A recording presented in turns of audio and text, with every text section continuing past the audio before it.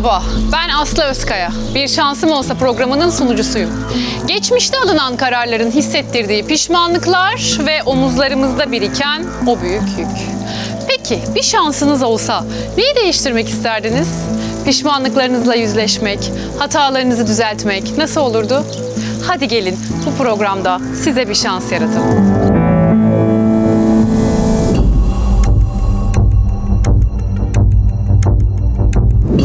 Sevgili izleyiciler, bazen insan aşıkken aldığı kararları ileriki dönemde sorguladığında keşke diyebiliyor, yani pişmanlık hissedebiliyor. Gelin şimdi sizi ayrıldığı sevgilisini arayan Selen Hanım'la tanıştırayım.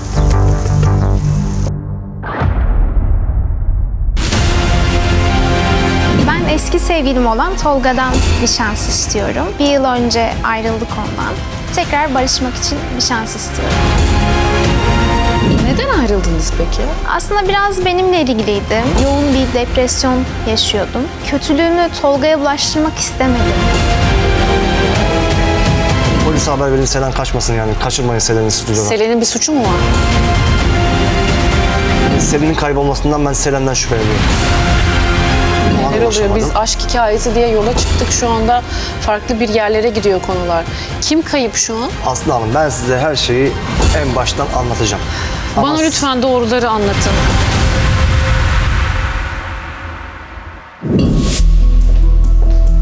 Merhaba. Merhabalar, hoş geldiniz Selen Hoş Hanım. buldum. Nasılsınız? İyiyim, teşekkür ederim. Siz nasılsınız? Ben de iyiyim, teşekkür ederim. Hikayenize biraz hakimim. Evet. Ama izleyicilerimizin de duyması adına programımıza neden başvurdunuz? Kimden bir şans istiyorsunuz? Ben eski sevgilim olan Tolga'dan bir şans istiyorum. Neden bir şans istiyorum? Biz bir yıl önce ayrıldık ondan. Tekrar barışmak için bir şans istiyorum. Bir yıl önce ayrıldınız. Evet. Ne kadar sürelidir birlikteydiniz? Biz uzun süredir onunla birlikteydik. Zaten pandemide tanıştık. O bayağı uzun birlikteliğiniz ve Evet. bir yıl önce de ayrıldınız. Peki Evet. ulaşamıyor musunuz kendisine? Maalesef ulaşamıyorum. Ailesiyle değil ama iş arkadaşlarıyla görüştüm. İş yerine gittim. Evine gittim, evinden taşınmıştı. İş yerine gittiğinizde de Evet, iş yerine gittim. İş yerinde de ayrılmış iş yerinden. Öyle söylediler. Yani hiçbir şekilde hiçbir yerde bulamadım. Peki böyle bir ciddiyete binmiş miydi bu kadar uzun süredir birlikte olunca? Şimdi bir sormak istedim ben. Hani nişan vesaire ciddi bir şey olmuş muydu, aileler tanışmış? Yani aslında biz Ağustos ayı gibi evlenmeyi düşünüyorduk. Bu Ağustos'ta. Hayır, bir önceki sene Ağustos'ta. Sene. Hı hı. Ama işte ayrılık sürece girince olmadı. Aileler de tanışmadı. Neden ayrıldınız peki? Aslında biraz benimle ilgiliydi. Ben çok yoğun bir depresyon yaşıyordum. Dolayısıyla kötülüğümü Tolga'ya bulaştırmak istemedim. Ona Negatif enerjiniz. evet, negatif enerjimi ona bulaştırmak istemedim.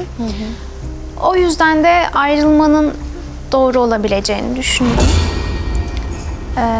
Ama bu hani şekilde. ilişkilerde insanlar birbirlerine dertlerini de anlatır, acılarını da paylaşır, birlikte yol bulursunuz.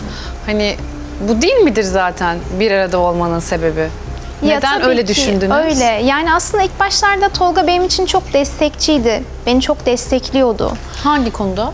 Yani her anlamda destekliyordu aslında. Yani ben işten ayrıldıktan sonra da bana Ne uzun iş süre yapıyorsunuz destek bu verdi. arada? Ben hemşireydim. Hemşireydiniz. Evet, 2022 yılında göreve başladım. Ve inanın çok zor durumlar geçirdim. Yani aslında benim sağlık sektöründe olmamın sebebi insanlara iyi gelebilmekti. İnsanları yaşatabilmekti. Ama maalesef sanırım pandemi döneminin de etkisiyle yani gözümün önünde insanlar ölüyordu. Yani o haberi acılı ailelere vermek. Çok zor bir şey gerçekten o dönem. Evet, sonrasında O hani, çaresizlik hissi. evet, o ailelerin böyle gözümün önünde yıkılışlarını görmek inanın benim için hiç kolay olmadı. Siz Çok az önce ben zorlandım. depresyondaydım dediğiniz aslında bu yaşadıklarınızdan dolayı mı? Hani hem pandemi Evet. hem oradaki ağır yaşadığınız travmalar. Evet, kesinlikle öyle. Yani bu dediğim gibi insanlara iyi gelebilmek adına girdiğim bu Yolda işte, kendiniz birazcık. evet, sanki onları kurtaramıyordum. Yani insanlar sanki bir elimden kayıp gidiyordu. Ve ben bu durumla baş edemeyeceğime karar verdim. Gerçekten çok zor bir süreç. Evet. Benim de pek çok yakınım vefat etti o dönemde. Çok sevdiğim sağ olsun. arkadaşlarım. Onun için buradan aslında senin vesilenle hem başsağlığı hem geçmiş olsun dileyebiliriz. Evet, hepsini. Çok ağır bir şey, anlayabiliyorum o yüzden de travmanı. Sen bu yaşadığın acıların etkisini hayatındaki kişiye geçirmemek için Evet. kendini biraz geri mi çektin? Evet, kendimi geri çektim ve Sen mi ayrıldın, o mu ayrıldı? ben ayrıldım. Sen ayrılmak istedin. Evet, ben ayrılmak istedim. Çünkü dediğim gibi o süreçte biraz yıpranmıştım ve onu ona yansıtmak istemiyordum. Ama çok büyük bir karar. Yani şöyle, hani evlilik yolunda giden, Ağustos'ta evlenecektik dediğin bir ilişkiden bahsediyorsun. Evet. Hani böyle 3-5 günlük bir flörtten bahsetmiyorsun. Uzun vadeli. 2022 dedin. Evet, 2022'de. Ama o zaman pandeminin sonlarına mı yetişti sizin ilişkiniz? Evet, O dönemlerin denk pandeminin geldi. sonlarında zaten biz de pandemi sürecinde tanışmıştık. O döneme denk geldi. Peki, şimdi bu kadar ciddi düşündüğün, Ağustos'ta evlenecektik dediğin bir ilişkide kendini kötü hissedip çok ciddi bir karar vermişsin ayrılmakla. Ha, bu nasıl? Neden Yani- böyle bir karar verdin? Ara verelim demiyorsun, biraz bana müsaade et demiyorsun. Ya da ben terapiye gideyim, şu depresyonumu halledeyim, biraz daha rahatlayayım, sonra sana da zarar vermeden, ilişkimize zarar vermeden sürdürelim de demiyorsun. Tamamen bitiriyorsun. Evet. Yani aslında şöyle oldu. Ben bu süreçte çok zorlanınca işten ayrıldım. İşten ayrıldıktan sonra da tabii o anlamda Tolga bana hep destek oldu. Yani hem maddi olarak hem manevi olarak hep yanımda oldu. Ama tek başıma yaşamakta hani zorlanmaya başladım. Hem biliyorsunuz İstanbul'daki ekonomik koşullardan dolayı. Hem de haklısın. işte tek başıma yaşayamayacağım için bir ev arkadaşı almaya karar verdim. Kendi evinde Evet, kendi evimde. bir ev arkadaşın oldu. Evet. Peki o ev arkadaşı edinmek istedin. Evin kira mıydı yani? Hani masraflar yarıya bölünsün falan gibi mi düşünerek böyle Evet. bir... Ya şöyle olmuştu. Ben zaten burada okudum. Burada okumadan önce yani ailemle beraber yaşıyordum. Ama ailem, annemle babam emekli olduktan sonra onlar memlekete döndüler. Ben de burada kalmaya devam ettim. Tabii ailem gittikten sonra daha küçük bir eve taşındım. Hani 2 salon, 2+1 2+1. gibi yani. Evet. Sonrasında işte ekonomik koşullardan dolayı İşten de ayrıldın. İşten Evin de kirasıydı ayrıldım. falandı. Geçim derdin oldu. evet. Bir ev arkadaşı mı? Evet, bir ev arkadaşının iyi olacağını düşündüm. Düşündün. Kirayı paylaşabileceğimiz vesaire işte diğer ortak giderleri paylaşabileceğimiz. Okuldan falan mıydı ya da tanıdığın biri miydi? Kimdi? Hayır, yani ev arkadaşı ilanı verdim ben. Aynen, o oradan başvurmuştu. Çok riskli bir şey ya bu aslında. Yani evet, aslında riskli ama tanıştıktan sonra... Peki kız mı erkek mi ilan verirken onu da şey yapıyor musun? Tabii ki de yani bir erkekle kesinlikle olmayacağı için bir hemcinsim bir kadın tercih ettim. Kimdi O peki şekilde. bu kız? Anlaşabiliyor muydunuz? Hiç tanımadığın birini evine sokuyorsun, aynı evi paylaşıyorsun. Hiç kolay bir şey değil. Evet, yani oradaki hani koşullar zor olduğu için aslında bir nevi buna göz ardı ettim diyebilirim. Ama yine konuşunca, görüşünce onunla da anlaştık. Zaten Selin'le de her şey iyi gidiyordu. Sonradan çok sevmiştim. Selin miydi adı ev arkadaşının? Evet, Selin, Selin'di. Selen. Yani tesadüf. İsimler de benziyor, isimlerimiz, evet. Daha sonrasında ben Tolga'yla görüşmek istediğimde falan Tolga diyordu ki Dur oraya gelme. Bir Tolga Bey'le nasıl tanıştığını merak ediyorum ben ha, senin. tamam anlatayım. Nasıl tanıştınız? Size bahsettiğim gibi Evet, bir pandemi süreci. dedin ama hani orada nasıl Evet. oldu? Ben hastanedeyken Tolga aslında sürüntü vererek gelmişti. Sürüntü için ve diğer sağlık tahlilleri yaptırmak için gelmişti. Orada bir böyle kısa görüşmüştük falan. Daha sonrasında... Sen mi onun hani hemşiresiydin? Sen mi ilgilendin kendisiyle? Aynen ilk olarak normal gelmişti. O zaman sadece hani sürüntü verip gitmişti. Daha sonrasında bir hafta sonra ağır olarak, gribi ağırlaşmış olarak geldi ve servise kaldırdık. O zaman benim Sen hatırlıyor musun o servisimdeydi. kişinin bir hafta önce gelen kişi olduğunu? Yani evet, çünkü şöyleydi. Tolga çok enerjik biriydi. Çok böyle dikkat çekiciydi. O yüzden aklımda kalmıştı açıkçası. Tamam, sen aslında onu orada ilk gördüğünde bir hoşlandın gibi mi oldu? Yani hoşlandım gibi değil ama enerjisi dikkatimi çekti diyebilirim. Sonra bir hafta sonra bir daha geliyor. Evet, bir hafta sonra tekrar geliyor. Ama ilk geldiğinde çok sağlıklıydı. Hiçbir problem yok gibiydi. Daha sonrasında ağırlaşmış bir biçimde, yani çok ağır bir grip geçiriyor gibi geldi. Pozitif çıktı sonucu. Pozitif, aynen ve sürüntüsü de pozitif çıktı. Daha sonra biz servise kaldırdık. İşte servisteyken bizim yani benim çalıştığım servisteydi ve böyle arada hep şakalar yapıyordu. İşte ölmezsem işte bir kahve içer miyiz ya da işte böyle yani biraz hastalığı aslında şakaya alıyordu. Ama sana da bu sırada böyle biraz hani iltifatlar ediyormuş anladığım kadarıyla. Evet, Buradan aynen. çıkınca da hani görüşelim miyi sanki öyle bir mesaj veriyormuş gibi geldi bana. Erkekler böyle işte hani canı burnundayken bile oradaki hemşireyi gözüne kestirebiliyor demek ki. Evet. Daha sonrasında yani bizim aslında ona moral vermemiz gerekirken o gerçekten bütün servise moral veriyordu. Yani çok enerjikti falan. Fakat durumu daha da ağırlaştı. Yani normal servisten yoğun bakıma geçmesi gerekti. Evet. Ve yoğun bakıma geçti. Ama biz normal servisteyken ya gerçekten aslında hastanede şöyle bir şey oluyor. Oradaki çalışanlar tek yakınınızmış gibi oluyor. Yani çünkü sürekli berabersiniz. Birliktesiniz. Evet, sürekli onlarla iletişim Ailenizden çok onları halindesiniz. görüyorsunuz. Aynen öyle. Dediğiniz gibi hani ailenizden çok onları görüyorsunuz. Yani aileler ne kadar gelse de belli saatlerde görebiliyorlar. Ama hemşire olarak sen onu sürekli görüyorsun. Dolayısıyla yoğun bakıma geçtiğinde de ben hemen işte işim biter bitmez kıyafetlerimi değişip onu yoğun soracaktım bakıma şimdi. uygun bir şekilde giyinip Tekrar hemen onun yanına mı gidiyordun? Evet, Sen onu eve görmeye gitmiyordun. gidiyordum. İşin bittikten sonra tekrar Evet. onun yanına geçiyordun. Evet, hatta yani hastanede şey diyorlardı. Tolga için Selen'in yakını diyorlardı. Öyle mi? Evet. Sen bayağı hani orada görüşmeye başladınız. Ya o yoğun bakımda olduğu için tabii kendinde değildi. Ama ben az çok geldiğimde konuştuğumda falan o elinin kıpırtısından, gözünün kırpışını hissediyordum. Benim konuştuklarımı duyduğumu. Ya öyle moral vermeye çalışıyordum. Aslında yani durumu ağırdı, ağıra gidiyordu ama ben işte iyisin, işte toparlayacaksın, iyileşeceksin diye elimden Telkin geldiğince ediyordun onu. evet telkin ediyordum. Peki o serviste yatarken böyle sen hani işini yapıp neyse işte ilacını verip tansiyonunu ölçüp ne gerekiyorsa yapıp çıkıyor muydun yoksa hani sohbet ediyor muydunuz, kalıyor muydun odada? Genelde hani hemşireler işini yapar, bir şeye ihtiyacınız olunca seslenin der ve çıkarlar. Evet ya ama o dönem daha farklı bir dönemdi. Pandemi olduğu için hani çünkü izoleydi ve ailesini göremiyordu, arkadaşlarını göremiyordu. Orada yani oradaki çalışanlar onun ailesi, oradaki çalışanlar onun arkadaşları olmuştu. Biz de elimizden geldiğince onu yalnız bırakmamaya çalışıyorduk. Zaten o da sürekli yalnız kalmakla ilgili korkusundan bahsediyordu. Ne diyordu? Yani işte yalnız kalmayayım, yalnız ölmek istemiyorum gibi şeyler söylüyordu. Biz de elimizden gelince telkin etmeye çalışıyorduk. Tabii o servisle ben ilgilendiğim için daha çok ben o Aslında konuda siz bir telkin nevi orada sen ediyordum. az önce şey dedin. Ben ailemden çok, arkadaşlarımdan çok hastanede vakit geçirdiğim için oradaki kişilerle artık aile gibi olmuştum. Çok fazla vakit geçiriyordum. Yatan hastalar için de aynı şey geçerli. Çünkü onlar da aileleri içeri giremiyor. Hani bulaş riski çok fazla. Hiç kimseyi göremiyor.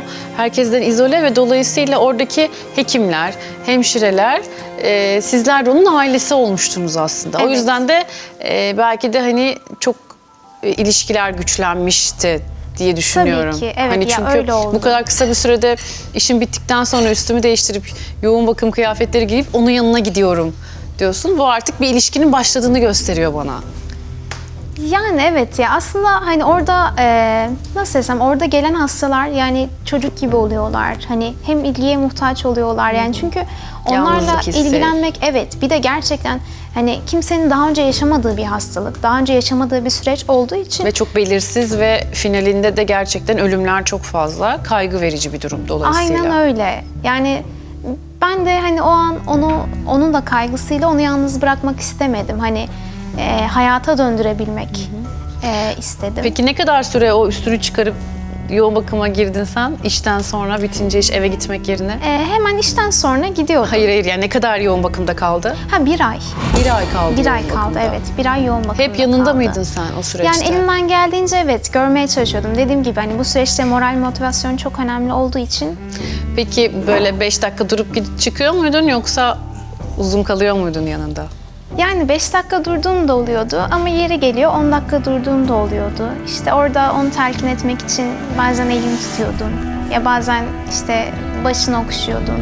İşte iyileşeceğini, buradan sağ salim çıkacağını, bu hastalığı atlatacağını söylüyordum.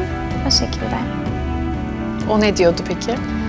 Yani o hani yoğun bakımda olduğu için tam böyle sözcükleri dökemiyordu ama işte ne bileyim hafif gülümsemesinden, işte göz kırpışından ya da ne bileyim elini hareket ettirmesinden Anlıyordun zaten onun da mutlu olduğunu.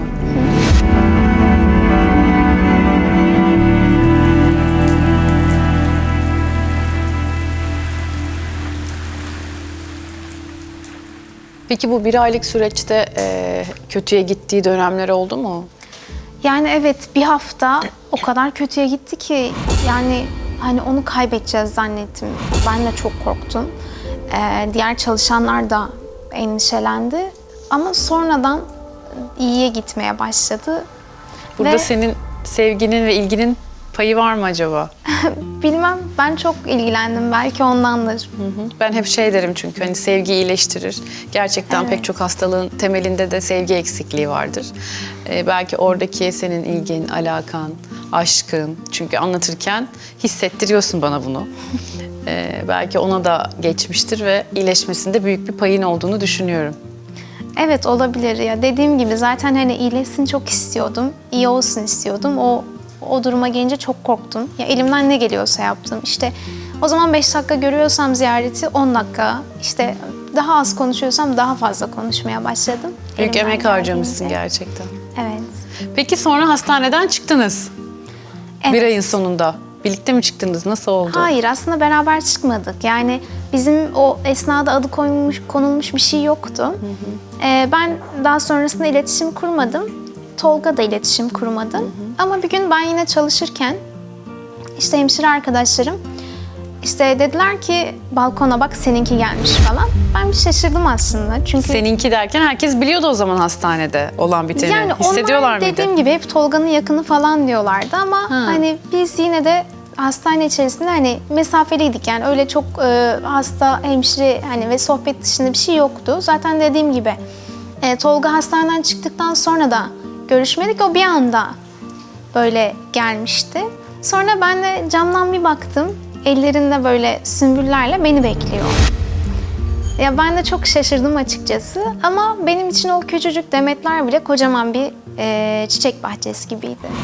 Çok güzel bir jest yapmış. Evet. Zaten aslında o sümbüller pek çok şeyi sembolize ediyor bence. Evet. Doğru mu? Doğru. Sadece bir teşekkür çiçeği değilmiş gibi hissettirdi bana. Evet, Görünen zaten, o ki. Aynen, zaten oradan sonrasında bizim de ilişkimiz başladı. Çıktınız hastaneden Evet. ve adı kondu artık. Aynen. Hastaneden çıktıktan sonra adı kondu. Peki ailesi falan? Ailesi bilmiyordu. Benim ailem de bilmiyordu. İşte dediğim gibi normalde eğer bu süreç devam etseydi hani evlilik kararını vermiştik ama araya böyle bir ayrılık girince maalesef olmadı. Aslında hem sen bıraktın hem de bugün programa Selen Hanım geliyor ve diyor ki ben ayrıldım ama pişmanım. Evet. Doğru mu? Doğru. Aslında onu terk etmemeliydim. Biz evlilik yoluna Evet. girmiştik. O yüzden de bugün ona ulaşamıyorum ve onunla barışmak istiyorum diyorsun. Evet. Çünkü insan yani aşıkken farklı kararlar verebiliyor. Bence aşıkken değil de orada senin psikolojin çok iyi değilmiş. O yaşadığın kayıplar, hastane ortamı, Covid dönemi ayrı başlı başına bir travma Evet. zaten hepimiz için. Dolayısıyla belki orada bir sağlıklı bir karar verememiş olabilirsin. Evet, Değil mi? muhtemelen onunla ilgiliydi.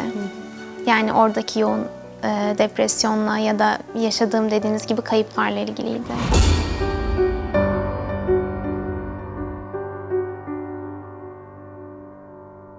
Peki hastaneden çıktınız. Evet.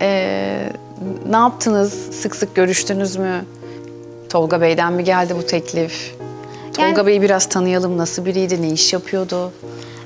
Hastaneden çıktıktan sonra Tolga ile tabii sık sık görüşmeye başladık. Tolga bir satış müdürüydü. Maslak'taydı iş yeri. Ve sık sık işte iş bayilerine, toplantılara, il dışlarına falan gidiyordu.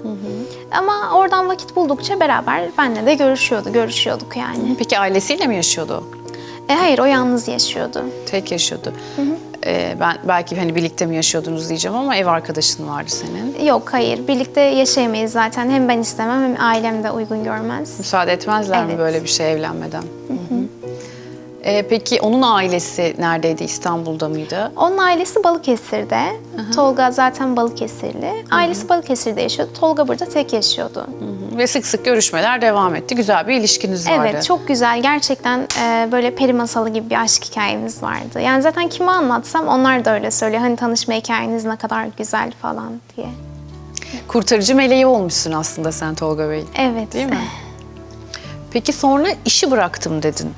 Evet, ben işi bıraktım. Yani bir yıl kadar olmuştu işi bırakalı. O süreçte dediğim gibi Tolga bana hem maddi olarak hem manevi olarak çok destek oldu.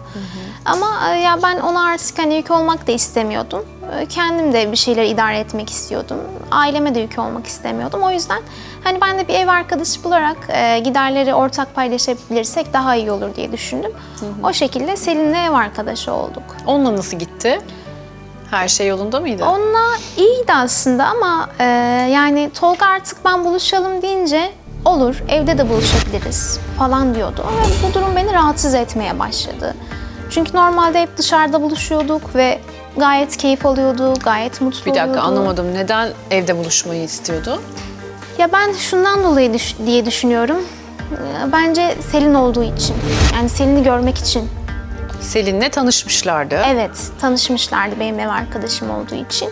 Ama daha sonrasında daha sık eve gelmek istedi. Yani bence Selin'i görmek istediği için böyle yaptığını düşünüyorum. Hatta bir gün beraber yemek yemiştik bizim evde.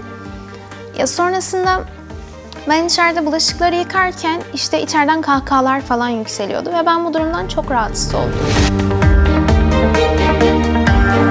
Şimdi bir dakika. Sen Selin Hanım'la Tolga Bey'in aralarında bir ilişki olma ihtimalinden mi bahsediyorsun? Evet, yani size bahsettim ya normalde Tolga çok ilgiliydi. Yani bu süreçte hep yanımda oldu falan. Sonra ben Selin'le onları tanıştırdıktan sonra Tolga böyle bir kendini çekmeye başladı. Yani eskisi gibi artık beni anlamıyordu ya da anlamak istemiyordu bilmiyorum. Yani böyle çok dinlemiyordu, etmiyordu ve dediğim gibi sürekli böyle bir hani evde görüşelim muhabbeti Peki falan hiç oluyordu. böyle onları dışarıda görüştüklerini tanık oldun mu, bir şey duydun mu, bir şey yakaladın mı? Yoksa sadece evde kahkaha atmalarının üzerine mi kaygıların başladı? Yani aslında Kıskançlıkların başladı? Aslında ben bir gün Tolga'yı iş yerinin orada görmüştüm. Ve Tolga'yı Selin'le görmüştün. oturmuşlardı, evet. İkisini otururken mi gördün? Evet, yani Tolga'nın iş yerinin yakınındaki kafede gördüm onları. Ne yaptın peki? Yani bir şey yapmadım, sonrasında oradan ayrıldım. Peki senin ne işin vardı orada? Yani ben merak etmiştim. Sen kıskanç birisi misin? Yani aslında pek kıskanç değilimdir Takip mi ettin onları? ama merak ettim diyelim. Güvenmiyor musun Tolga'ya? Ya ben Tolga'ya soruyordum sürekli bir şey var mı diye ama hayır yok, kesinlikle yok Daha önce falan böyle bir şey diyordu. yapmış mıydı? Sadakatsizlik. Daha önce böyle bir şeyini yakalamadım ama gerçekten bir kadın hisseder ya, anlarsınız. Peki onları orada görünce yanlarına gitmedin mi? Yani ne yapacağımı bilemedim. Biraz ne yapacağıma karar vermem gerekiyor diye düşündüm açıkçası. Ne yaptın sonra? Sonrasında bekledim. Yani kendilerinin söylemesini, itiraf Bir kere mi gördün etmesini onları bekledim. böyle bir arada dışarıda? Evet, bir kere gördüm. Sonrasında bir daha hiç böyle bir şey yakaladın mı telefonunda vesaire hani? Yok, hayır. Yani zaten şöyle, dediğim gibi evde sürekli denk geldikleri için zaten evde hani sürekli iletişim halindelerdi. Yani benden habersiz görüşürlerse bile belki onun dışında bilmiyorum. Peki evde baş başa kalıyorlar mıydı? Ya gördün mü, hiç yakaladın mı? Mesela çat diye bir gün eve girdin, Tolga da evdeydi. Bunların ikisi birliktelerdi Aslı Hanım. İşte görseniz yemekte hazırlamışlar falan. Hani bu boyutta bir şey tanık oldun mu? Yani aslında olmadım. Şöyle, ben normalde hani insanlık hali ne olur ne olmaz evde tek kalıyorum ya. Belki bir şey olur, bir hasta olurum ya da ne bileyim bana ulaşamaz işte ailem, Tolga falan diye Tolga'ya bir tane yedek anahtar vermiştim. Ama daha sonrasında eve Selin taşındıktan sonra ben Tolga'dan o yedek anahtarı geri aldım. Yani şüphelenmeye başladığında mı geri aldın? Evet, aynen. Yani çünkü hani ben olmadan eve girse, evde Selin olsa falan diye aldım geri. Güvenmiyorsun sen bu adama aslında. Yani aslında kuşkulanıyorum ama kuşku baktığınızda iyi bir şey değil midir? Yani Peki bulabildin mi bir şey kuşkulanıp? Yani dediğim gibi sadece kafede bir kez onları gördüm. Onun haricinde hayır. Peki ev arkadaşınla hiç konuştun mu? Ya kafede ne işin vardı hani benim sevgilimle diye? Yani hani onları takip ettiğim anlaşılmasın diye böyle bir şey söylemedim. Ama ona da sormuştum hani Tolga'yla aranızda bir şey var mı bana söyle diye. Ne dedi? O da hayır dedi, yok falan demişti. Ama sanki böyle kaçamak cevaplar veriyor gibi hissettim yani. Bu bilgiyle nasıl yaşadın onu düşünüyorum, empati yapıyorum aslında. Hani onu bilip, buluştuklarını bilip, böyle büyük bir şüphe içine düşüp nasıl hayatını sürdürdün? Yani aslında bu süreç de biraz daha ayrılmamda etkili oldu sanırım. Asıl sebebin ayrılmanda Selin'le olan Tolga'nın ilişkisi miydi? Yani o biraz baskın olmuş diyebilirim. Peki öyle bir ilişkiye inancın vardıysa sonrasında siz ayrıldıktan sonra bu aleni bir şekilde ortaya çıkmadı mı? Selin zaten bir ay yani Nisan gibi falan taşınmıştı evden. Senin evinden. Evet aynen. Sen mi çıktın ilk evden? Yok ilk Selin çıktı. Ha, o çıktı. Selin'den bir ay sonra ben çıktım. Tamam. Yani çok öyle yanına çok eşya da almamıştı. Öyle ufak tefek şeyler alıp çıkmıştı yani. Eşyalarını senin evinde mi bıraktı? Yani eşyaların çoğu bendeydi evet. Sonra zaten bir ay sonra ben de çıktım. Nereye gitti? Önce ailemin yanına gittim. Daha sonrasında Antalya'da bir arkadaşım vardı. Onun yanına gittim. Peki eşyaların? Eşyalarım evde kaldı. Ama kiralık ev kirasını ödüyorsunuz o zaman hala. Yok hayır yani Tolga belki eşyalarımı falan satmıştır. Tolga mı? Evet. Neden senin eşyalarını satsın ki Tolga? Yani anahtarımı falan vermiştim. Bir de belki ev sahibimle konuşuyordu. Oradan Geri mi iletişime verdin geçmiştir. anahtarı Tolga'ya? Sonradan vermiştim evet. Neden verdin? Ya işte hani dediğim gibi ne olur ne olmaz insanlık hali diye. Ama zaten bu yüzden ayrılıyorsun kıskançlıktan dolayı. Ama- Tolga'ya bir de anahtarı verip Selin'le rahat rahat buluş demek olmuyor mu bu? Ya Selin zaten çıkmıştı ya evden. O yüzden başka bir yere taşınmıştı. Selin niye eşyalarını bırakıp gitti acaba? Bilmiyorum belki Tolga ile arasında bir şey olmuştur. Onlar da mı ayrıldı diyorsun? Bilemiyorum bana söylemedikleri için.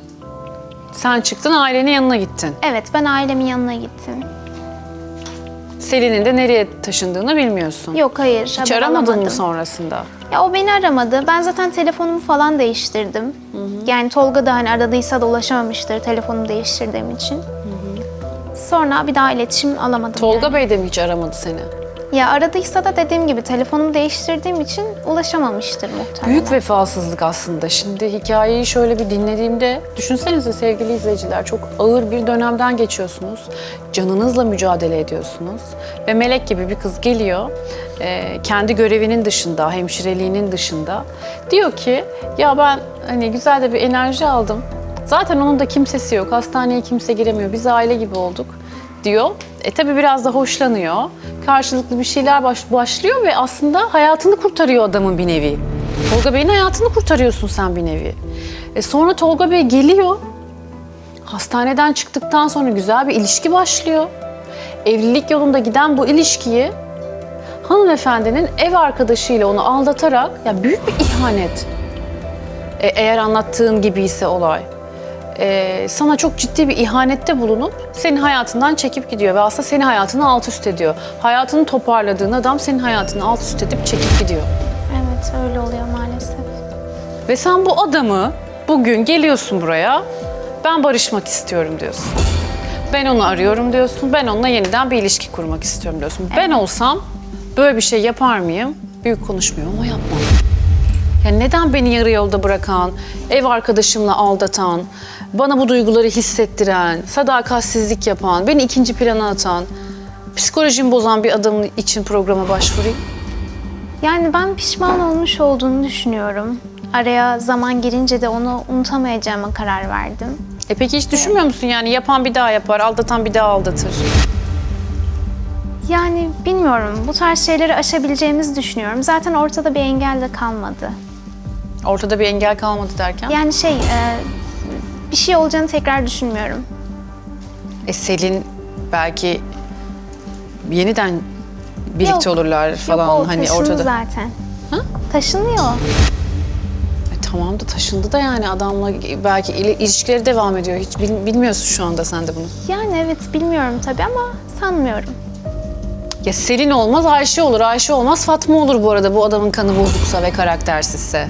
Yani onu da o engelleri de aşarız diye düşünüyorum. Sen sinirli misin ona şu an? Yani tabii ki biraz kızgınım ama bu halledilemeyecek bir şey değil. Affettin onu Evet, affettim. ve yeniden birlikte olmaya kararlısın. Evet, yeniden birlikte olmaya kararlıyım. Bak şimdi oradan bana Enis diyor ki biz bulduk Tolga Bey'i Gerçekten mi? ve ben şimdi onu aramaya gidiyorum. Tamam mı? Onu buraya davet edeceğim. Tamam. Ben bir kere daha iyi düşün derim. Bir abla olarak görürsen beni. Şimdi onu arayacağım, onu buraya davet edeceğim.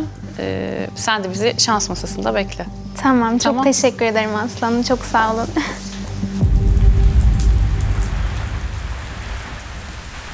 Sevgili izleyiciler, Selen Hanım'la sohbetimiz gayet güzel başladı. Bir aşk hikayesi dinleyeceğimi düşündüm. Ama kafamda bir takım soru işaretleri oluştu. Kıskançlık bu sohbetin içine girdiğinde işin rengi değişti.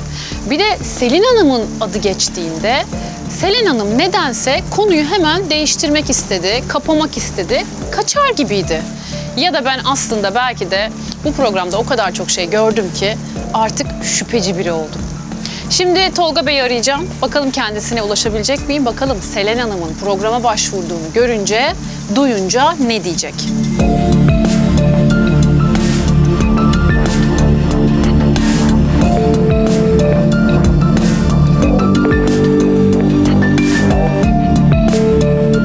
Alo. Efendim? Merhabalar, Tolga Bey'le mi görüşüyorum? Merhaba, evet ben Tolga. Tolga Bey, ben Star TV'den arıyorum Bir Şansım Olsa programından. Aslı Özkaya, müsait misiniz? Star'dan bir şansım olsa da mı arıyorsunuz? Evet, biliyor musunuz programı? Evet, biliyorum. Takip ediyorum o programı. Tamam, o zaman sizin için bırakılmış bir hediyeniz var. Siz ciddi misiniz Aslı Hanım? Evet, çok ciddiyim. Bekliyor muydunuz böyle bir şey? Vallahi ben de size başvurmayı düşünüyordum. Acaba tahmin ettiğim kişi mi başvurdu? İnşallah o başvurmuştur. Şöyle yapalım, aracımıza inin hemen. Kimin başvurduğunu çabucak öğrenelim. Tamam, ben hemen geliyorum. Hadi bekliyorum, arayacağım sizi. Tamam. Evet, aracımız kapınızın önünde. Tamam, hemen çık. Tamam, arıyorum sizi birazdan. Sevgili izleyiciler, hiç bu kadar hızlı olacağını tahmin etmemiştim. Tolga Bey bence Selen Hanım'dan böyle bir telefon, böyle bir başvuru bekliyormuş. Hatta kendi başvurmasa Tolga Bey kendisi başvuracakmış programımıza söylediği kadarıyla.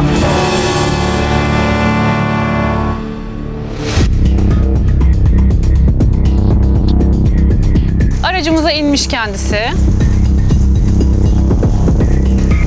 Yeniden arıyorum.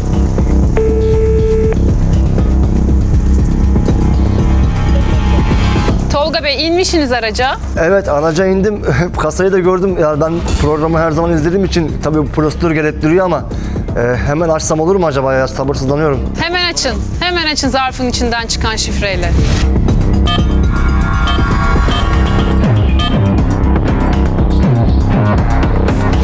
İşte bu be. İşte bu ya. Biliyordum, ölmediğini biliyordum ya. Vallahi size çok teşekkür ederim. Ben bu anı bekliyordum hep ya. Bir seneden beri yani gecem gündüzüme karıştı. Şimdi Selen Hanım burada bekliyor sizi, merak etmeyin. Pişmanlıkları var, bunları tamir etmek istiyor sizinle. Tamam, Selin demek istediniz değil mi aslanım? Tamam, geliyorum ben şimdi. Selen Hanım dedim. Alo. Kapattı. Arkadaşlar, Tolga Bey telefonu kapatırken Selin mi dedi? O kadar hızlı bir şekilde kapattı, konuştu ki anlayamadım. Selen mi dedi? Bana Selin dedi gibi geldi sevgili izleyiciler. Bana Selin dedi gibi geldi ama buraya geldiğinde ne olup bittiğini anlayacağız zaten.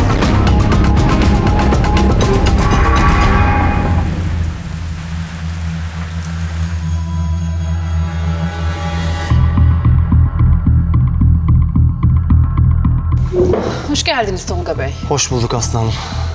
Nasılsınız, iyi misiniz? İyiyim, sağ olun siz.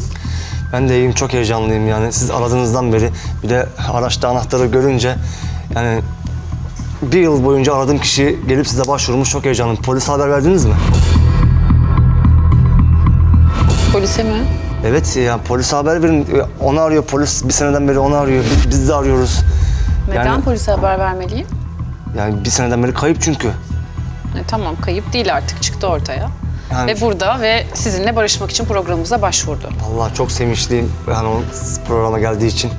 O zaman pozitif düşünüyorsunuz siz Evet, de aslında ama ulaşamamış size, görüşememişsiniz. Ben de ulaşamadım. Bir seneden beri arıyoruz. Yani ailesi arıyor, ben arıyorum. Hatta ailesi, Telefon numarasını değiştirmiş çünkü. ya işte ailesi de hatta gayretlik için mahkemeye başvuru yaptı. Onlar da bir seneden beri ulaşamıyormuş.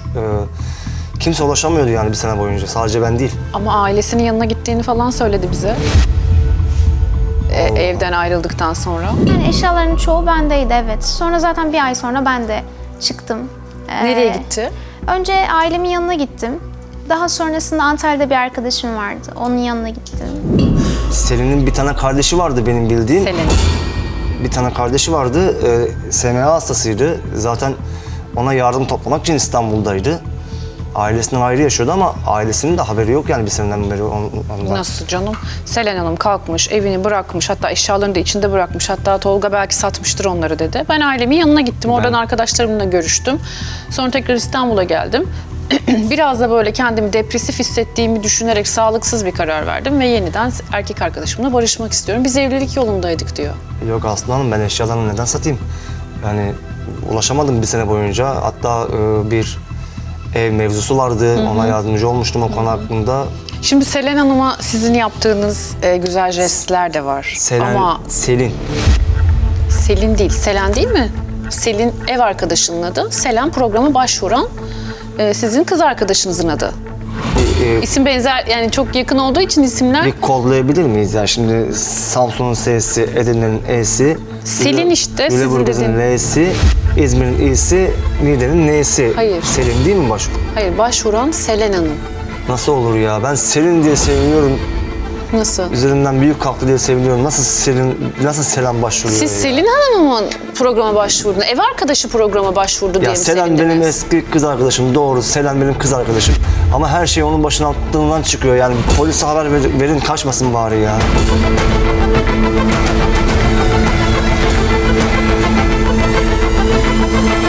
Polise haber verin, Selen kaçmasın yani. Kaçırmayın Selen'in stüdyodan. Selen'in bir suçu mu var? Evet, Selen'in kaybolmasından ben Selen'den şüpheleniyorum. Yani Nasıl? onun parmağı Bir olabilir. dakika. Şimdi izleyicilerimizin de kafası karışmış olabilir. Selen, Selin çok yakın isimler. Biz bu isimlere başka bir adı var mı? Mesela Selin'in ya da Selen'in kodlayarak şey yapalım. Naz, ikinci ismi Naz'dı. Kimin? Selin'in. Selin'in ikinci adı Naz. Tamam, Selin'le Naz diyelim. Programa başvuran Naz Hanım değil. Programa başvuran Selen Hanım. Ve sizinle barışmak istiyor. Ve siz bana geçmiş karşıma polis çağırın diyorsunuz. Evet, ben Selen'e de bir seneden beri ulaşmaya çalışıyorum. O da hemen hemen aynı tarihlerde, yani arasında bir iki hafta falan var, kayboldu. Ona da ulaşmaya çalışıyorum, ona da Neler oluyor? ulaşamadım. Biz aşk hikayesi diye yola çıktık. Şu anda farklı bir yerlere gidiyor konular.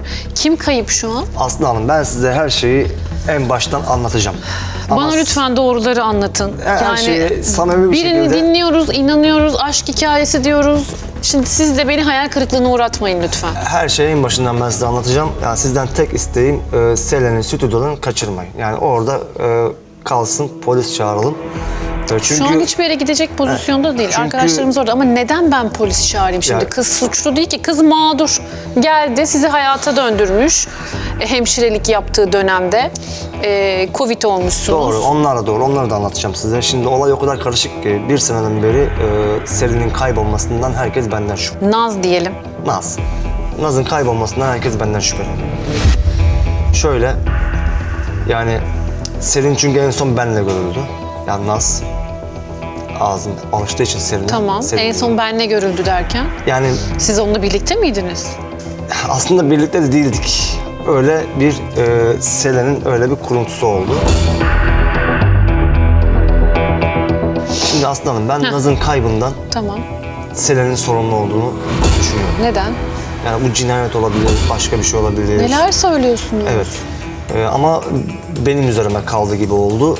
Polis bayağı bir araştırma yaptı benim üzerimde. Ama siz bugün buradasınız. Evet, bir ceza yemedim çünkü bulunamadı. Yargılama sonucunda benim suçlu olduğum kanıtlanamadı. Zaten suçum da yoktu. Naz da bulunamadı. Evet, Naz da bulunamadı. Selen de Ortada yok bulunamadı. şu anda Evet, Naz. İkisi de ortada yoklar. Naz'ın ben kaybolmasından Selen'in sorumlu olduğunu düşünüyorum. Kayıp mı, cinayet mi? Ne diyorsunuz? Şu anda bir ceset olmadığı için kayıp olarak gözüküyor. Ama öldüğünü düşünüyor herkes. Polisler bunu bulurdu ama. Ya, polisler de en son araştırmalarında telefon sinyalinin oturduğu evde, yani Selen'in evinde gözüktüğünü görmüşler. Ondan sonra görmemişler. Sonra sinyal alınamıyor. Sonra sinyal alınamıyor telefonundan. Daha Siz sonra... sonrasında hiç görüşmediniz mi Yok, onunla? görüşemedim. O kaybolduktan 1-2 hafta sonra Selen de ortadan kayboldu. Onunla da görüşemedim. Eşyalarını falan bırakıp evi terk ettiğini söyledi Selen bize, Naz'ın. Evet, eşyalarını bırakmış. Eşyaları, hatta tableti bile evde bırakmış. Ona polisler Bir ulaşmış. insan özel eşyasını alır gider. Şimdi bir dakika şüphelenmeye başladım ben de. Neden tabletini bırakır bir insan? Yani Hadi büyük eşyaları almaz, taşımaz. Belki annesinin babasının yanına gitmiştir. Yük etmek istememiştir. Sonra alırım demiştir. Ama tablet önemli bir şey orada. Tabletini de bırakmış. evet. En son o evdeyken sinyal alınıyor telefonundan ve bir daha ulaşılamıyor kendisine. Evet, doğru. Siz de ulaşamadınız, ailesi de ulaşamadı, polisler de bulamıyor. Evet. Ve siz bu durumun iddianız bu arada. Diyorsunuz ki Selen yapmıştır bunu. Şimdi Selen yapmıştır diye niye şüpheleniyorum? Şöyle diyeyim. Ben size isterseniz olayı en başından anlatayım. Selen'le nasıl tanıştık, nasıl birlikte kız arkadaşım oldu benim. Şimdi Selen, ben hastaneye test yaptırmaya gitmiştim. Tamam. Önce bir şeyim yoktu. Kendimden şüphelendiğim için test Doğru, yaptırmaya tamam. gittim. O da böyle söyledi. Daha sonra fenalaştım. Hastaneye yatışım yapıldı. Hemşire olarak da o sizle ilgilendi. Hemşire değildi. Nasıl? Yani hasta bakıcıydı normalde. Bir dakika, Selen Hanım hemşire değil mi mesleği? Yok, hemşire değildi, hasta bakıcıydı. Benim hemşirelerim erkekti zaten. Kendisi hasta bakıcıydı. Yani ben işten ayrıldıktan sonra da bana Ne uzun iş süre yapıyorsunuz destek bu verdi. arada? Ben hemşireydim. Hemşireydiniz. Evet, 2022 yılında göreve başladım. Ama benimle bayağı bir ilgilendi yani. İyileşmemde onun biraz pozitif etkisi oldu bana. Bana moral verdi çünkü ailem yanımda yoktu. Ailem yanımda olmadığı için o çok destek verdi. Daha sonra ben bayağı uzun bir süre yoğun bakımda kaldım zaten, yani yaklaşık 1-1,5 ay sonra falan Tamam. hastaneden çıktım. Daha sonra teşekkür etmek için kendisine bir buket gül yaptırıp götürdüm. Sümbül. Yok, gül yaptırdım. Hatta kendisi dedi, sümbülden hoşlanırım, keşke sümbül getirseydin diye bir şey dedi ama ben gül verdim yani kendisine. Öyle bir tanışmamız oldu. Sonra ben de camdan bir baktım. Ellerinde böyle sümbüllerle beni bekliyor. Ya ben de çok şaşırdım açıkçası. Ama benim için o küçücük demetler bile kocaman bir çiçek bahçesi gibiydi. Selen babasının evinde kalıyordu. Yani babası Diyarbakır'a gitmişti. Evi onunla bırakmış. Bir dakika, evi Evet. kira değil miydi Selen Hanım'ın? Yok, Selen'in evi kira değildi. Babasının eviydi yani. Bize kira olduğunu söyledi. Hatta evin kirasını, mesleğini bıraktıktan sonra ödemekte zorlandı ve geçinmekte zorlandığı için bir ev arkadaşı. Evet, kendisine ev arkadaşı aldı, Selin'i aldı. Tamam ama evi kiraysa niye? Yok, kira değildi. Evi babasının eviyse niye ev arkadaşı alıyor? Vallahi size niye öyle anlattı bilmiyorum ama babasının eviydi. Babası emekli olunca annesiyle beraber Diyarbakır'a gitmiş. Evi de Selen'e bırakmış. Selen de o evde yaşıyordu. Daha sonra Selen işten ayrılma süreci oldu. İşten ayrıldığı için evin Kirasını, giderlerini ödeyemedi. Kira değil, giderlerini. Kira vermiyordu çünkü. Doğru, o kadar çok inanmışım ki. Yani o kadar sakin ve böyle sessiz, sakin bir kız ki tane tane Öyledir. güzel güzel anlattı. Gözümün içine baka baka anlattı. Öyledir. Hani ben hiç şüphelenerek dinlemedim. Hatta hemşire olduğu olayını bile herkese inandırıyordu yani. Herkese mi söylüyor bu Yani yalanı? herkese inandırıyordu. Selin de hemşire olduğunu biliyordu. Çünkü sürekli hemşire kıyafetleriyle gelip gittiği için, evden dışarı çıktığı için Selin de öyle biliyordu. Ondan sonra zaten bu konu açıldığı zaman da hemen örtbas ediyordu yani. Hemşire konusu açıldığı zaman hemen örtbas ediyordu. Yani Selin'le de şöyle ev arkadaşı oldu. Dediğim gibi ev giderlerini karşılamakta güçlük çektiği için, sürekli benden de yardım isteyemediği için. Yani Selin deme, çünkü Selin deyince karışıyor. Evet, Naz, Naz. desen ona. Naz. Göbek adını kullanalım. Tamam. Naz şimdi, Naz'la ev arkadaşı olma süreci şöyle gelişti. Giderleri karşılamadığı için, benden de sürekli yardım talep etmeye çekindiği için Evet. dedi, ben de kendime ev arkadaşı alacağım. Ben de nasıl uygun görüyorsan öyle yapabilirsin dedim. Ev arkadaşını o şekilde buldu. Naz da üniversiteyi yeni bitirmiş. İstanbul'da tek başına yaşamaya çalışan bir kızdı. Ailesinden ayrıydı o da. Naz'la bir miktar karşılığında O evde yaşıyordu. İki evde odaymış yaşamaya evi zaten. başladılar. Bir odayı ona vermiş, bir odada kendisi yaşıyor. Daha sonra tabii Naz'la biz sohbetimizden Naz'ın asıl İstanbul'da kalma niyetinin SMA hastası kardeşi olduğunu kavradım. Ona yardım toplamak için İstanbul onun için daha iyiydi, daha kalabalık bir yerdi. İşte sosyal sorumluluk projelerinde yer alarak kardeşine tedavi ettirmeye Çok geçmiş çalışıyordu. olsun burada seninle birlikte hani bütün bu hastalığa sahip olan herkese geçmiş Evet, olsun. aynen diyelim. geçmiş olsun. Ben de şirkette sosyal sorumluluk projelerinde yer alıyordum. Yani çevreme bilgi veriyordum işte böyle böyle bir hastamız var yardımcı olalım diye. Daha sonra tabii Naz'la sohbetimiz koyulaştı ama bir ilişki falan yoktu aramızda. Ondan sonra ben tamamen ona yardımcı olmak istiyordum yani. Emin misin? Evet. Bak o seni kafeteryada görmüş, iş yerinin oradaki. Bizim hiçbir şekilde gizli, Evin saklı... anahtarı varmış, giriyormuşsun, çıkıyormuşsun. Kızla Doğru. kahkahalarına tanık olmuş. Çok Ev- samimilerdi diyor. Önceden hep kafede buluşurduk, şimdi artık benimle hep evde buluşmak istiyor dedi. Yani bunları söyledi bize. Tamam, şimdi pek çok yalanını da ortaya çıkardın ama Doğru, bana anahtarı veriyordu Selen. Ben eve gelip gidiyordum. Ama o yalnızken biz evde buluşma yapmıyorduk tabii ki. Yani Selen'le bir aradayken biz Naz'la senin iş konuşuyorduk. yerinde ne işi vardı oradaki Hepsini kafede? tek tek anlatacağım şimdi. Şimdi ben Naz'a iş buldum. Benim şirketimin farklı bir firmasında bir pozisyon vardı. Yabancı dil gereken bir pozisyon vardı. Naz'ın bitirdiği bölüm de onunla ilgiliydi. Ben onunla ilgili yardımcı oldum, referans oldum daha doğrusu. Onu öyle bir işe yerleştirdim. Tamam. Naz çalışmaya başladı. Senin iş yerinde. Benim iş yerim değil, benim şirketime bağlı başka bir firmada. Ha, aynı yerde değilsiniz. Yani aynı çatı altında yok, değilsin. Aynı çatı altında değiliz ama birbirine yakın iş yerleri. Tamam. Yani holdinge, şirkete bağlı bir firma diyelim. Orada çalışmaya başladı. Parasını kazanıyordu. Arada bir bana geliyordu. Ya benim şirketim olduğu yere geliyordu. Çünkü evrak geliş gidişler olduğu için geliyordu, evrak getiriyordu. Onunla ilgili fikir alışverişinde bulunuyorduk. Arada bir kahve içmişliğimiz de vardı yani. Çünkü ayaküstü 5 dakika falan konuşuyorduk yani. İş yerinde mi kahve içmişliğiniz var? Dışarı çıkıp mı? Yok, iş yerinin karşısında kafeler var zaten. Orada kahve içip kardeşinin işte yardım durumu vesaire ve nasıl bir süreç ilerlediği hakkında görüş alışverişinde bulunuyorduk. Bunlardan kız arkadaşının haberi var Ya mıydı? Selen bizi takip etmiş. Tamam. Sen şimdi dışarıya. Evet. Şimdi bak her zaman kendini yaptığın şeyin yerine koy. Karşındakinin yerine koy. Şimdi senin kız arkadaşın, senin erkek arkadaşınla birlikte sana haber vermeden bir kafede buluşup oturup çay kahve içse hoşuna gider mi? Ama ben Selen'e haber ediyordum. Yani biz İşte onu diyorum. Veriyor muydun haber? ediyordum, haber veriyordum zaten. Bilgisi var mıydı zaten Vardı. senin onunla çay içmeye Zaten gideceğin? benim yakın iş yerinde çalıştığımızdan da haberi vardı. Onun ben SMA hastası kardeşine yardımcı olduğumdan da haberi vardı. Bunları biliyordu. Bunu bilmesine rağmen uzaktan uzağa yine bizi takip etmiş. Bir iki defa görüştüğümüzü görmüş. Ondan sonra ben tabii bir kere daha eve gittiğimizde yemek yedik beraber. Bunu bana daha çok belli etmeye başladı o zaman. Kim? Yani Selen. Yani Neyi? Üçümüz yemek yedik. Sen onların evine gidiyorsun. Tabii yemek Seni yedik. yemeğe davet ediyorlar. Üçünüz yemek yiyorsunuz. Üçümüz yemek yedik. Daha sonra Selen mutfağa gitti. Mutfaktan ben böyle tabak sesleri falan duymaya başladım. Böyle sinirlendiğini belli etti orada. Ben dedim herhalde bu dedim bir şeylerden şüpheleniyor. Ben de mutfağın yanına gittim. Beraber işte uğraşmaya başladık tabaklarla falan. Sonrasında ben çıktım gittim. Ne konuştu sizinle? Bir şey konuşmadı işte.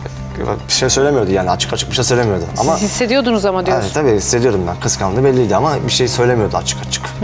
Açık açık bir şey söylemiyordu. Kıskanç mıydı? Yani Boğar mıydı seni çok? çok böyle kıskançlığı yoktu. Arayıp sorar mıydı gün içinde? Her dakika O neredesin der o kadar miydi? sık sık bir şey yapmazdı ama yani bir şey belli ettiği zaman trip yapardı yani. Çok böyle arayıp sormazdı. Ama bir şey vardı yani böyle soğukluk yapardı yani. Ondan sonra Naz da bana bir şeyler anlatmaya başladı daha sonra. Şöyle bir şeyler anlatmaya başladı. Evde işte faturalarla ilgili aralarında sorunlar çıkmaya başlamış. İşte artık Selen onun evde kalmasını istemiyormuş. Geliyormuş, her geldiğinde eşyalarını bavulda görüyormuş. Gibi şeyler anlatmaya başlayınca bana Naz. Bir de tabii bu hemşireyim oyunları, Yalanı çıktı yalanları, türlü yalanları. Zaten ben Naz'la konuşmaya başladıkça Selen'le ilgili bayağı bir böyle soğumaya başladım. Çünkü çok çevresinde yalan söylüyordu her konuda. Yani daha başka şeyler de anlattı.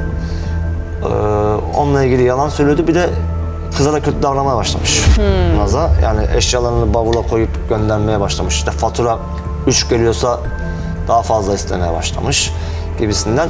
Ben de Selen'den... Git diyor yani kısacası. Aynen. Hayatımızdan çık git ona diyor. git- Çünkü kıskanıyor seni. Ona kıskanmaya başlamış. Ben de Selen'den soğumaya başladım açıkçası. Gittim yanına. Selen'in konuşacaktım. Bir türlü fırsat olmadı. Konuşamadık tabii. Selen'le bu konuyu işte ayrılmak isteyeceğimi falan söyleyecektim. Tabii. Söyleyecektin Ben ayrılmak söyleyecektim ayrılmak isteyeceğimi. Fırsat olmadı. Neden?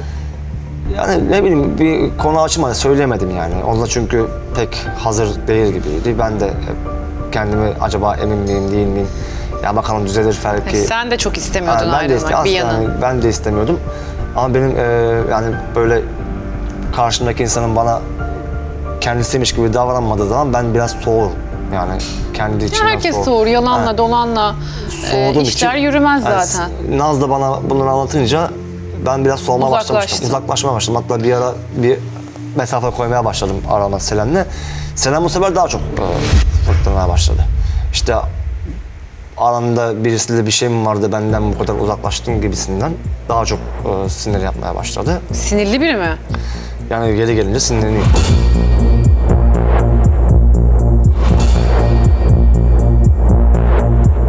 Selen ve Naz ne zaman kayboldular? Şimdi Naz 25 Nisan 2025'te en son benim eve gelmişti. Bu ev tutmak istedi Naz.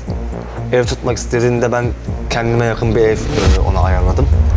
O da eve bakmaya geldi. Şimdi kendine yakın ev niye ayarlıyorsun? Yani Şimdi anlattıkça yani benim kafamda bu tarafta bu soru işaretleri oluşmaya ben başlıyor. çok böyle zaman kaybolmasın diye kendime yakın bir tane boş daire vardı. Onu o evi tuttum. Evi tuttuktan sonra Naz gitti. Eşyalarını almak üzere eve gitti. Selen'in evine gitti. Tamam. Ama ondan sonra bir daha gözükmedi ortada. Eve taşınmadı. Yok gelmedi. Selen'in evine gittikten sonra ben 2 hafta falan haber alamadım Selin'den, Naz'dan. Selen? Selen, benim kız arkadaşım olan Selen. Ben Evet. yine Selin dedim ama Tamam. Naz'dan. Tamam, Naz'ı anladım. Nisan'da kayboluyor. Nisan'da kayboldu. Gitti eve eşyalarını almaya gitti bir daha gelmedi. Selen ne zaman kayboldu? Selen'le anlatacağım. Şimdi Naz eve eşyalarını alıp gittikten sonra ben Selen'in yanına gittim. Bayağı da görüşmüyordum ya. Mesaj attım sana geleceğim dedim. Tabii Selen ilk başta kabul etmedi. Dedi şu an müsait değilim şu falan bir sürü bahaneler uydurdu ama ben evine baskın yaptım gittim. Bana hoş geldin, beş gittin böyle istemsizce eve beni davet etti. Ondan sonra ben dedim tabii diyemedim Naz'ın. Soramadım tabii. Anladım. Sana Naz'dan falan filan diyecek diye soramadık ilk başta ama daha sonra cesaretimi toplayıp dedim Naz'dan haber alamıyoruz. Burada da gözükmüyor. Nerede dedim. Dedi artık bizim aramızda değil Naz dedi. Ben dedi O ne demek? yani aramızda değil dedi. Şimdi Ben bu çok büyük bir laf. onu şey anladım tabii. Yani aramıza Naz girdi. Senin onunla bir ilişkin var diye anladım ben onu. O zamanlar. Sonra tabletten bahsetti bana. Tabletten bizim mesajlarımızı görmüş. Onunla görüştüğümüz işte ev bakmışım ona. İşte eve gel gör diye mesajlarımızı görmüş. Benim tahminim Naz eve eşyalarını almaya gittiğinde ayrı bir ev tuttuğunu ona söyledi. Ve bana yakın bir ev tuttuğunu söyleyince Selen'le kavga ettiler diye ben tahmin ediyorum. Çünkü evde cam kırıkları vardı. Biraz da böyle kana benzer lekeler falan gördüm ben tuvalet tarafında. Nerede? Nasıl? Ama tam konduramadım yani. Biz hep böyle Naz ortaya çıkar diye bir umutla bekledim. Daha sonra ben evden ayrıldım. Bana ayrılırken dedi ki bizim ilişkimiz bitti. Seninle bir daha görüşmek istemiyorum dedi Selen. Ben tamam dedim. Ben de zaten içindeydi. Sana söylemek istiyordum. Bir türlü söyleyemiyordum dedim. Evden çıkış o çıkış. Ben çıktıktan sonra Selen de evi terk etmiş gitmiş. Selen de orada. Hayır, madem geldiğimde- böyle bir şey, yani bu bir cinayetse eğer, bu cinayet işleniyorsa senden neden ayrılıyor bu kadın? İşte bilemiyorum. Onu ortadan kaldırıp seninle bir ilişki yaşamak istediği için bunu... Bence evi terk etmek için söyledi onu. Yani beni arayıp sorma diye söyledi. Çünkü ben gittikten sonra evde terk Sen etmiş. şüphelendin diye mi acaba o Olabilir. anda seni terk etti? Olabilir. Ben çünkü bir daha birkaç gün sonra bir daha eve gittiğimde evden ayrıldığını öğrendim. Evde değildi yani. Sen o kan lekelerini falan görünce söyledin mi ona bunlar Yok ne diye? söylemedim. Ben o kadar üstüne gitmedim. O kadar üstüne gitmedim. Ben sadece onu görünce o çıktım gittim. Gördüğünü gördü mü? Görmüştür muhtemelen. Çünkü tahmin etmiştir çünkü evde cam kırıkları falan gördüğünü tahmin etmiştir. Daha sonra tabii olay polislik oldu. Polis... Sen oradan çıkınca hemen polise gittin mi? Yok, ben polise gitmedim. Polisler beni buldu. Polisler Ama daha bak sonra şimdi sen orada cam ailesi- kırığı görüyorsun, kan görüyorsun. 2 haftadır Naz denen kız ortadan kayboluyor. Bir de böyle değişik bir ilişki üçgeni var. Şimdi şöyle anlatayım ona. Sen niye oradan çıkar çıkmaz polise gidip Ya ben ben böyle işte böyle birinden şüpheleniyorum. konduramadım. Evin içinde de kırmızı şeyler gördüm. Onların kan olduğunu düşündüm. Ben Gidip bir sadece bakın niye demiyorsun? Kavga ettiklerini tahmin ettim. Orada cinayet olduğunu tahmin etmedim. Kavga ettiler. Naz da kaçta gitti diye tahmin ettim ben. Ben kavga ettiler, kaçta gitti diye tahmin ettim. Yani cinayet olduğunu daha böyle o zaman tahmin etmedim. Daha sonra ailesine ulaştım. Şöyle ulaştım Naz'ın ailesine. Biz yardım kampanyası başlattık ya. Naz'ın da ailesinin numarası vardı orada. Ailesine ulaştım. Dedi ki onlar da biz de bir aydan beri haber alamıyoruz dedi Naz'dan dedi. O da enteresan. Çocuğundan bir aydır haber alamıyor. O da mı polise gitmemiş? Ailesi tabii kayıp haberini ailesi verebiliyor. Biz veremiyoruz ya Naz'ın. Ailesi kayıp haberi veriyor. Sen ailesinin numarasını falan da biliyorsun değil mi? İşte o şeyden buldum. Yardım kampanyasından buldum ailesinin numarasını. Tam broşürde var. Evet. Tam Şimdi- sen o kan lekelerini görünce ailesine niye haber vermedin? Kavga bile etmiş olsalar ya ciddi bir şeyse? Yani hastaneye yatırıldıysa kız. O zaman işte akıl edemedim onu ben. Şimdi Bak böyle yaptığın için aslında biraz da şüpheyi üstüme çektim. şüpheleniyor Ondan- insan ondan ister sonra durum istemez. şöyle ortaya çıktı. Naz'ın ailesi de polise Ya başvurunca... sen bir nevi kaçmış gibi görünüyorsun şu anda o zaman olaylardan. Evet. Şimdi Naz'ın ailesi de polise başvuru yapınca tabii telefon frekanslarından Naz'ın en son Selen'in evinde gözüktüğü ortaya çıkıyor. Selen'in evinde de tablet bulunuyor. Naz'ın tableti bulunuyor. Naz'ın tabletinde bizim yazışmalarımızı görüyor polis. Daha sonra polis bana ulaşıyor. Diyor en son diyor sen görüşmüşsün bu kızla diyor. Bu kız nerede? Ben de anlattım dedim Selen'in dedim ben erkek arkadaşıyım. Selin de ev arkadaşıydı. Bizim Selin'le böyle bir yardımseverlik muhabbetimiz vardı. Başka bir şeyimiz yoktu diye anlattım polise. Ama polis daha sonra DNA örnekleri aldı benden. Aksi gibi ben de o gün eve gittiğimde bardakları, çayı içtiğimiz bardaklarda benim parmak izim çıktı. olay yani oradan bana döndü. Öyle bir süreç işledi. Seni nasıl bıraktılar ondan sonra DNA Yani alınca? bulunamadığı için herhangi bir fiziksel bir ceset veya da başka bir şey bulunamadığı için yargılama devam ediyordu. O sırada tabii ben işimi kaybettim, ailemle aram bozuldu vesaire vesaire o şeyler oldu. Peki bu sırada hiç Selen'den şüphelenen yok mu? Sonuçta evin sahibi Selen o. şöyle, Evin içinde olaylar oluyor. Selen'den kimse şüphelenmiyor mu polisler? Ben şimdi Selen'in ailesine ulaştım daha sonra. Selen'in ailesine ulaştıktan sonra Selen'in kız kardeşinin kimliğini alarak kayıtlara karıştırdım. Ne yani- diyorsun? Şöyle, Selen'in kız kardeşi Selen'e çok benziyormuş. Bir ara gitmişler, babasının yanına gitmiş. Orada kalmış bir süre. Daha Bak sonra şimdi iyi kimliğini alıp anlatıyorsun, kaçmış. güzel anlatıyorsun. Çok detay veriyorsun. Detayları bir daha soruyorum, aynı şeyleri söylüyorsun. Ama şimdi bu kız cinayet işlediyse bu kız programa niye başvurdu diye düşünmeden de edemiyorum.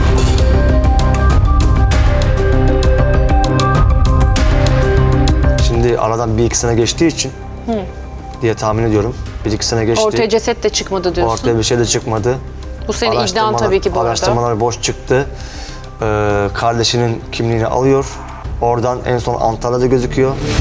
Antalya'dan sonra Muğla'ya geçiyor. Orada işlemler yapıyor biz kimlikle. Kaçıyor yani aslında Aynen. senin dediğine göre. Bankacılık işlemleri yapıyor, hastane işlemleri yapıyor. Oradan zaten polis araştırmış kız kardeşinin kimliğiyle birisi şey yapıyor. İşlemler yapıyor. Çünkü aile hem kız kardeşi adına kimlik kayıp başvurusu yapıyor hem de kız adına kayıp başvurusu yapıyor. Onun ailesi de kayıp başvurusu yaptı. Sen çok büyük şeyler anlattın bugün. Bunlar tabii ki senin iddian. Biz zaten Selen'i arıyorduk ki Nefesim Naz'a tutuldu. ulaşalım diye arıyorduk. Çünkü o biliyor arasında geçen mevzuları. Ona ulaşalım diye arıyorduk. Eğer bugün şimdi stüdyodaysa yani onu konuşmamız lazım ki Naz'ın ne olduğunu öğrenelim. Onu konuşturmamız lazım dedim. yani Benim bugün de aslında barışmaktan aklım çok benzer bir şey Naz'ı geldi. düşünüyorum şu anda. Aslında böyle belki küçük bir oyun oynayıp onunla bu durumu biraz daha farklı boyuta çekebilirim diye düşünüyorum eğer yapabilirsem birazdan. Evet. Ve dediklerin doğruysa, keşke doğru olmasa, keşke Naz'ı da bulabilsek, keşke bu bir cinayet olmasa. Ama dur bakayım ben şimdi onun yanına gideyim. Ben de Tamam geleyim mi mı? sizinle? Sen şimdi benimle gelme bence. Tamam. Ben onu bir kafamda bir şeyler var onu yapacağım. Tamam. Ondan sonra ben ekip arkadaşlarıma haber veririm. Çıkar gelirsin gelmek istersen, yüzleşmek istersen. Tamam mı? Bana müsaade et bir.